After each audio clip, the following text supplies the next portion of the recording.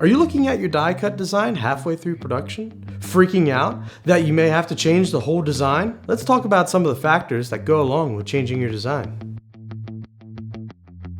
In this video, we're going to talk about 3 factors that you have to take into consideration before changing your design, as well as how you can prepare to make a smooth change.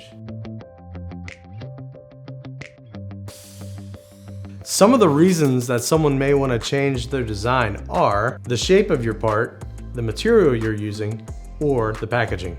These issues can arise in the middle of the die cut process, leading to the need for adjustments in your design.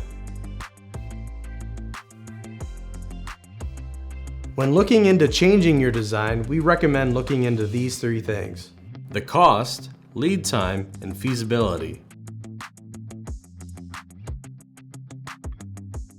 If your new part design has tighter tolerances, some important factors to take into consideration would be increased quality inspections, material waste, as well as more complex tooling prices.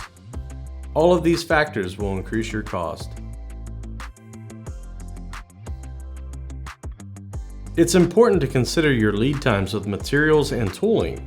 Changing materials can impact the balance between cost and shipping time, leading to disruptions in material pricing and schedules. It may also require adjustments in tooling and affect other process materials, making it crucial to consult with a converter before making material changes. If you're looking at other materials, you may want to request samples to test out those materials.